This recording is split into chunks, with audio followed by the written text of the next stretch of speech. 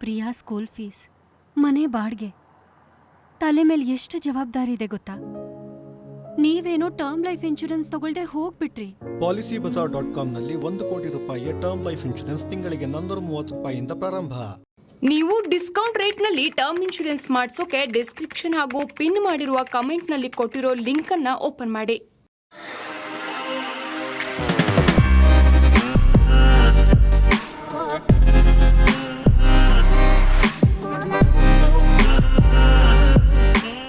Hi friends, ದಿನದ ಎಲ್ಲ ಪ್ರಮುಖ ಸುದ್ದಿಯನ್ನು ನಿಮಗೆ ತಲುಪಿಸುವ mastmaga.comನ ಫುಲ್ ನ್ಯೂಸ್ಗೆ ಸ್ವಾಗತ. ನಾನು ಅಮರ್ ಪ್ರಸಾದ್. ಶ್ರೀರಾಮ ಮಂದಿರ ಉದ್ಘಾಟನೆ ಆಗೋದನ್ನೇ ಕಾಯ್ತಾ ಇದ್ದ ಭಕ್ತಾದಿಗಳು ಸಾಗರೋಪಾದಿಯಲ್ಲಿ ಅಯೋಧ್ಯೆ ಕಡೆಗೆ ಹೊರಟಿದ್ದಾರೆ. ಕಾರ್ಯಕ್ರಮ ಮುಗಿದ ಮಾರನೇ ದಿನ ಅಂದರೆ ಮಂಗಳವಾರ ಒಂದೇ ದಿನ ಬರೋಬ್ಬರಿ 5 ಲಕ್ಷ ಮಂದಿ ಬಾಲಕ ರಾಮರ ಮೂರ್ತಿಯನ್ನ ದರ್ಶನ ಮಾಡಿದ್ದಾರೆ. ಪಬ್ಲಿಕ್ಕಿಗೆ ಓಪನ್ ಮಾಡಿದ ಮೊದಲ ದಿನವೇ ಕೊರೆಯುವ ಚಳಿಯನ್ನು ಲೆಕ್ಕಿಸದೆ ಜನ ರಾಮಲಲ್ಲ ದರ್ಶನಕ್ಕೆ ಹೋಗ್ತಾ ಇದ್ದಾರೆ. ರಾಮ ಮಂದಿರದಲ್ಲಿ ಜನರನ್ನ ಕಂಟ್ರೋಲ್ ಮಾಡುವುದೇ ಭದ್ರತಾ ಸಿಬ್ಬಂದಿಗೆ ದೊಡ್ಡ ಸಾಹಸ ಆಗಿದೆ. ಜನ ಸಮೂಹವನ್ನ ಸಾಗರವನ್ನ ತಡೆಯೋಕ್ಕಾಗದೆ ಯುಪಿ ಸರ್ಕಾರ ಅಯೋಧ್ಯೆಗೆ ಹೋಗ್ತಾ ಇದ್ದ ಬಸ್ಗಳು ಸೇರಿ ಎಲ್ಲ ವಾಹನಗಳಿಗೂ ತಾತ್ಕಾಲಿಕ ನಿರ್ಬಂಧ ಹೇರಿದೆ. ಮುಖ್ಯವಾಗಿ ಲಕ್ನೋ ಅಯೋಧ್ಯೆ ಬಸ್ಗಳು ಸೇರಿದಂತೆ ಒಟ್ಟು 933 ಸರ್ಕಾರಿ ಬಸ್ಗಳ ಕಾರ್ಯಾಚರಣೆ ತಾತ್ಕಾಲಿಕವಾಗಿ ಬಂದೇ ಮಾಡಲಾಗಿದೆ. ಆಗ್ತಾ ಇಲ್ಲ ಅಂತ ದೇವಸ್ಥಾನದ ಸುತ್ತ 1000 ರ್ಯಾಪಿಡ್ ಆಕ್ಷನ್ ಫೋರ್ಸ್ ಅಥವಾ RAF ಸೈನಿಕರನ್ನು ಹಾಕಲಾಗಿದೆ. ಕ್ರೌಡ್ ಕಂಟ್ರೋಲ್ ಮಾಡೋಕ್ಕೋಸ್ಕರ ಕ್ಯೂ ಸಿಸ್ಟಮ್ ತರಲಾಗಿದೆ. ಅಲ್ಲದೆ ಜನದಟ್ಟಣೆ ಕಂಟ್ರೋಲ್ ಮಾಡೋಕೆ ಖುದ್ದು UP CM ಯೋಗಿ ಆದಿತ್ಯನಾಥ್ ರಾಮ ಭಕ್ತರಿಗೆ ಮೆಸೇಜ್ ಕೊಟ್ಟಿದ್ದಾರೆ. ಬಾಲಕ ರಾಮ ಎಲ್ಲರಿಗೂ ದರ್ಶನವನ್ನು ಕೊಡ್ತಾರೆ, ಸ್ವಲ್ಪ ನಿಧಾನವಾಗಿ ಸಮಾಧಾನವಾಗಿ ಬನ್ನಿ, ಪೊಲೀಸರು ಜಿಲ್ಲಾಡಳಿತಕ್ಕೆ ಸಹಕಾರ ಕೊಡಿ ಅಂತ ರಿಕ್ವೆಸ್ಟ್ ಮಾಡ್ಕೊಂಡಿದ್ದಾರೆ. ಅಷ್ಟು ಜನಸಂದಣಿ ಗಲಾಟೆ ಮಧ್ಯೆ ಒಂದು ಕೋತಿ ರಾಮ ಮಂದಿರಕ್ಕೆ ಎಂಟ್ರಿ ಕೊಡ್ತು. ಮಂಗಳವಾರ ಸಂಜೆ ದೇವಸ್ಥಾನಕ್ಕೆ ಬಂದು ಈ ಹಿಂದೆ ಟೆಂಟ್ನಲ್ಲಿ ಪೂಜೆಗೆ ಒಳಪಡುತ್ತಿದ್ದ ಉತ್ಸವ ಮೂರ್ತಿ ಬಳಿ ಕೂತ್ಕೊಂಡಿದೆ. ಸ್ವಲ್ಪ ಹೊತ್ತಿನ ನಂತರ ಜನರ ಮಧ್ಯೆ ದಾರಿ ಮಾಡ್ಕೊಂಡು ಹೋಗಿದೆ. ಈ ವೇಳೆ ಅದು ಯಾರಿಗೂ ಹಾನಿ ಮಾಡಿಲ್ಲ. ಇತ್ತ ಅಯೋಧ್ಯೆಗೆ ಬರ್ತಿರೋ ಜನರಿಂದ UP ಎಕಾನಮಿಗೆ ಭಾರಿ ಬೂಸ್ಟ್ ಸಿಗುತ್ತೆ ಅಂತ ಹಲವಾರು ಸರ್ವೆಗಳು ವರದಿ ಮಾಡಿವೆ. ರೀಸೆಂಟಾಗಿ SBI ಕೂಡ ಒಂದು ರಿಪೋರ್ಟ್ ಕೊಟ್ಟಿದೆ. ಇದರಲ್ಲಿ 2024-25ರಲ್ಲಿ UPಗೆ 5,000 ಕೋಟಿಯಷ್ಟು ತೆರಿಗೆ ಹರಿದು ಬರುತ್ತೆ ಅಂತ ಹೇಳಿದೆ. ಅಲ್ಲದೆ UP GDPಗೆ ಈ ವರ್ಷ 4 ಲಕ್ಷ ಕೋಟಿಯಷ್ಟು ಹಣ ಬರುತ್ತೆ ಅಂತ SBI ಅಂದಾಜು ಮಾಡಿದೆ. ಅಂತಾರಾಷ್ಟ್ರೀಯ ಸ್ಟಾಕ್ ಮಾರ್ಕೆಟ್ ಸಂಸ್ಥೆ ಜಫ್ರೀಸ್ ಅಯೋಧ್ಯೆ ಯಾತ್ರಿಗಳ ಸಂಖ್ಯೆಯಲ್ಲಿ ವ್ಯಾಟಿಕನ್ ಸಿಟಿ ಹಾಗೂ ಮೆಕ್ಕಾವನ್ನು ಮೀರಿಸುತ್ತೆ ಅಂತ ಅಂದಾಜು ಮಾಡಿದೆ. ತಾಜ್ ಮಹಲ್, ತಿರುಪತಿಗಿಂತ ಹೆಚ್ಚು ಜನರು, ಹೆಚ್ಚು ಆದಾಯ ರಾಮ ಮಂದಿರಕ್ಕೆ ಬರುತ್ತೆ ಅಂತ ಹೇಳಲಾಗ್ತಿದೆ.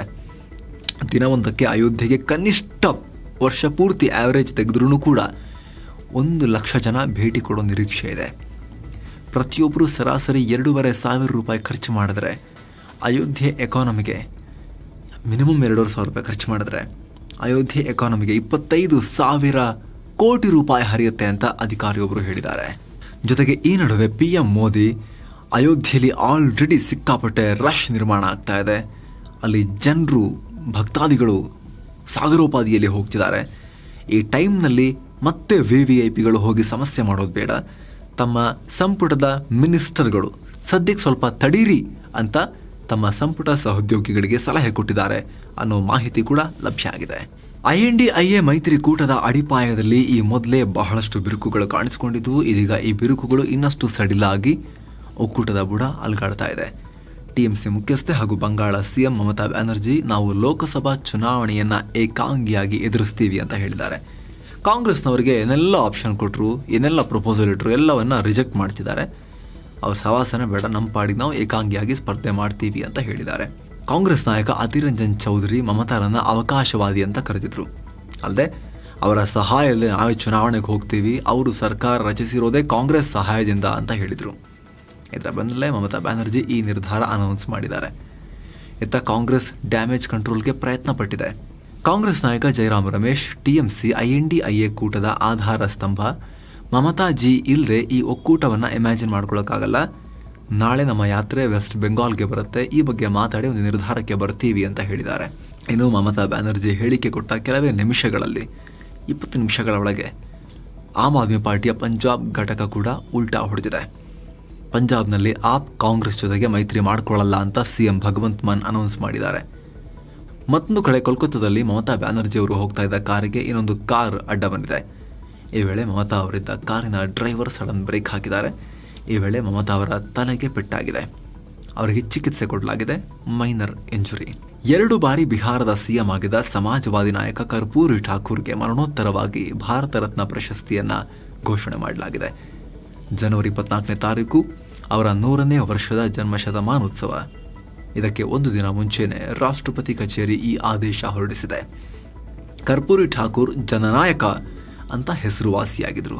ವಿಶೇಷವಾಗಿ ಬಿಹಾರದಲ್ಲಿ ಕ್ವಿಟ್ ಇಂಡಿಯಾ ಚಳವಳಿಯಲ್ಲಿ ಭಾಗವಹಿಸಿ 26 ತಿಂಗಳು ಜೈಲಿನಲ್ಲಿದ್ದರು. ಸಿಎಂ ಆದ್ಮೇಲೆ ಶಿಕ್ಷಣ ಕ್ಷೇತ್ರದಲ್ಲಿ ಹಲವು ಸುಧಾರಣೆಗಳನ್ನು ಜಾರಿ ತಂದಿದ್ರು. ದುರ್ಬಲ ವರ್ಗಗಳಿಗೆ ಬಿಹಾರದ ಸರ್ಕಾರಿ ಉದ್ಯೋಗಗಳಲ್ಲಿ ಮೀಸಲಾತಿ ಕೊಟ್ಟು ಹಲವಾರು ಕಲ್ಯಾಣ ಯೋಜನೆಗಳನ್ನು ಆಗಿನ ಕಾಲದಲ್ಲೇ ತಂದಿದ್ರು. ಆ ಕಾಲದಲ್ಲೇ ಒಂದೇ ಸಲ 8,000 ನಿರುದ್ಯೋಗಿ ಇಂಜಿನಿಯರ್ ವೈದ್ಯರಿಗೆ ಸರ್ಕಾರಿ ಕೆಲಸವನ್ನು ಕೊಟ್ಟಿದ್ರು.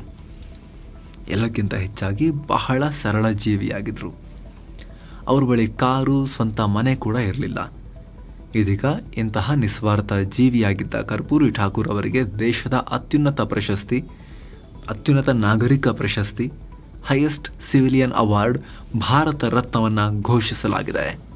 ವರ್ಲ್ಡ್ ಎಕನಾಮಿಕ್ ಫೋರಂ ಶೃಂಗಸಭೆಯಲ್ಲಿ ರಾಜ್ಯ ಸರ್ಕಾರ ಮಾಡಿಕೊಂಡ ಹಲವು ಒಪ್ಪಂದಗಳಿಂದ ರಾಜ್ಯಕ್ಕೆ 23,000 ಕೋಟಿ ಹೆಚ್ಚಿನ ಹೂಡಿಕೆ ಬರುತ್ತೆ. ಇದರಲ್ಲಿ ಲುಲು ಗ್ರೂಪ್ಸ್ 300 ಕೋಟಿ ರೂಪಾಯಿ ಹೂಡಿಕೆ ಮಾಡುತ್ತೆ ಅಂತ ಸಚಿವ MB ಪಾಟೀಲ್ ಹೇಳಿದ್ದಾರೆ.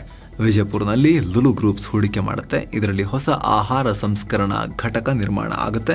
ಅಲ್ಲದೆ ವೆಬ್ ವರ್ಕ್ಸ್ ಕಂಪನಿ 20,000 ಕೋಟಿ ವೆಚ್ಚದಲ್ಲಿ ಬೆಂಗಳೂರಲ್ಲಿ ಡೇಟಾ ಸೆಂಟರ್ ಸ್ಥಾಪಿಸೋಕೆ ಹೂಡಿಕೆ ಮಾಡುತ್ತೆ. Hitachi, Nestle, Volvo groups, Microsoft ಸೇರಿದಂತೆ ಹಲವು ಜಾಗತಿಕ ಹಾಗೂ ದೇಶೀಯ ಕಂಪನಿಗಳು ರಾಜ್ಯದಲ್ಲಿ ಇನ್ವೆಸ್ಟ್ ಮಾಡಲಿವೆ ಅಂತ ಹೇಳಿದ್ದಾರೆ.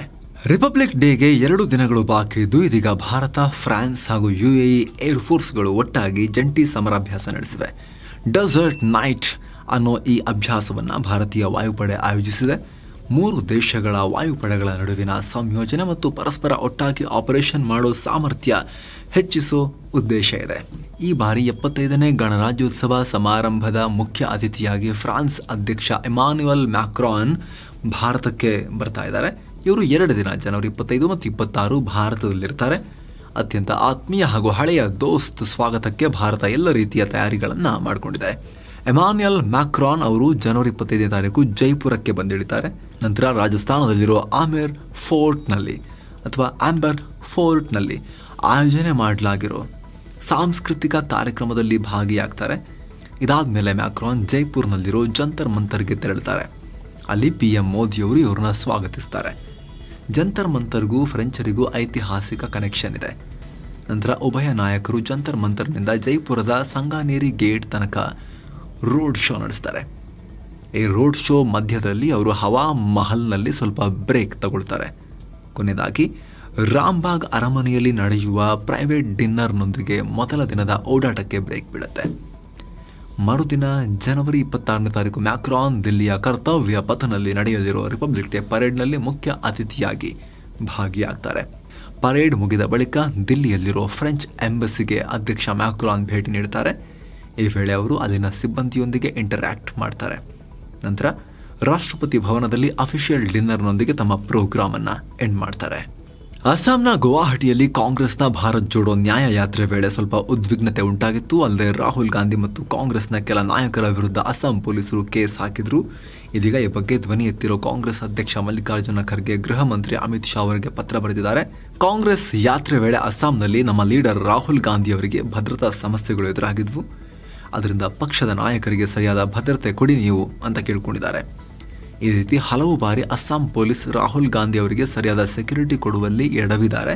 ರಾಹುಲ್ ಗಾಂಧಿ ಅವರು Z+ ಕ್ಯಾಟಗರಿಗೆ ಅರ್ಹರಾಗಿದ್ದಾರೆ ಅಂತ ಖರ್ಗೆ ಲೆಟರ್ನಲ್ಲಿ ಮೆನ್ಷನ್ ಕೂಡ ಮಾಡಿದ್ದಾರೆ. ವಾರಾಣಸಿಯ ಗ್ಯಾನ್ ವ್ಯಾಪಿ ಪ್ರಕರಣಕ್ಕೆ ಸಂಬಂಧಪಟ್ಟ ಹಾಗೆ ಮಸೀದಿಯ ಕಾಂಪ್ಲೆಕ್ಸ್ನಲ್ಲಿ ನಡೆಸಲಾದ ವೈಜ್ಞಾನಿಕ ಸಮೀಕ್ಷೆಯ ರಿಪೋರ್ಟ್ ಅನ್ನ ಪಬ್ಲಿಕ್ ಮಾಡಿ ಅಂತ ವಾರಾಣಸಿ ಕೋರ್ಟ್ ಆದೇಶಿಸಿದೆ. ಆರ್ಕಿಯಾಲಜಿಕಲ್ ಸರ್ವೆ ಆಫ್ ಇಂಡಿಯಾ ಅಥವಾ ASIನ ಸರ್ವೆ ರಿಪೋರ್ಟ್ ಪಬ್ಲಿಕ್ ಆಗಬೇಕು. ಅಲ್ಲದೆ ಅದರ ಪ್ರತಿಯನ್ನು ಅಥವಾ ಕಾಪಿಗಳನ್ನು 2 ಕಡೆಯವರಿಗೆ, ಹಿಂದೂ ಮತ್ತು ಮುಸ್ಲಿಂ ಪಾರ್ಟಿಯವರಿಗೆ ಕೊಡಿ ಅಂತ ಕೋರ್ಟ್ ಹೇಳಿದೆ. 2 ಕಡೆಯವರು ಅಫಿಡವಿಟ್ ಸಲ್ಲಿಸಿ ಸರ್ವೆ ರಿಪೋರ್ಟ್ ಅನ್ನು ಪಡಿಬಹುದು. ಅಂದ ಹಾಗೆ ಈ ವಿಚಾರದ ಕುರಿತು ನಡೀತಾ ಇರೋ ಕಾನೂನು ಪ್ರಕ್ರಿಯೆಗಳಲ್ಲಿ ಟ್ರಾನ್ಸ್ಪರೆನ್ಸಿ ಇರಲಿ, ಪಾರದರ್ಶಕತೆ ಇರಲಿ, ನ್ಯಾಯಯುತವಾಗಿರಲಿ ಅನ್ನೋ ಕಾರಣಕ್ಕೆ ಈ ನಿರ್ಧಾರ ಮಾಡಿದ್ದೀವಿ ಅಂತ ಕೋರ್ಟ್ ಹೇಳಿದೆ. 65 ಯುಕ್ರೇನಿ ಯುದ್ಧ ಕೈದಿಗಳನ್ನು ಹೊತ್ತೊಯ್ತಾ ಇದ್ದ ರಷ್ಯಾದ ಸೇನಾ ವಿಮಾನ ಪತನವಾಗಿದೆ.